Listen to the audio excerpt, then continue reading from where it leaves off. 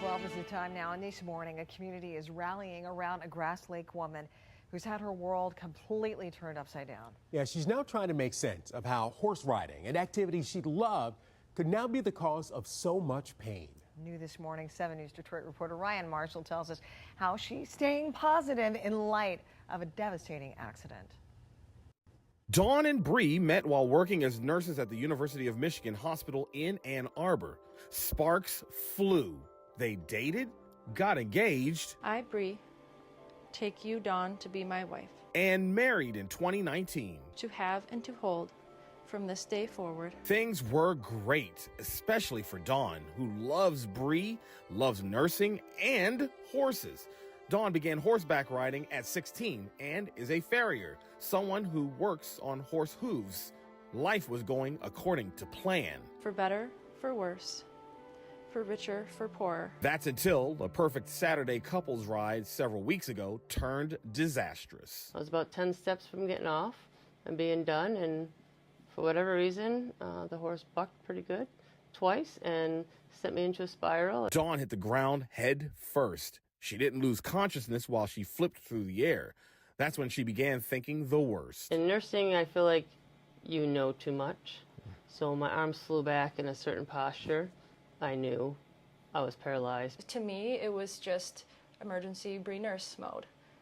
Right away, within 20 minutes, ambulance was there. I was coordinating people, the ambulance coming to the back of the yard. We had a little bit of a walk. I coordinated fire. In sickness and in health, to love and to cherish, until death do us part. This is my solemn vow. Dawn's spine was fractured. She was paralyzed from the neck down, aside from a tiny spot on her right thumb that does have feeling.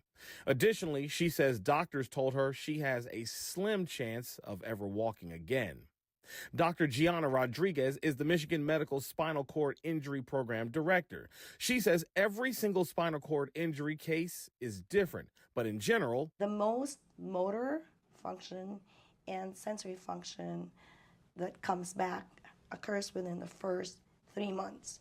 You continue to regain function in your nervous system, at 6 months, and at 12 months, but it slows down a little bit. Right. And they say at about 1 year, you sort of plateau. But despite Dawn's circumstances, she has a positive life outlook and calls this just a new adventure. Life is always going to constantly throw crowbars at me.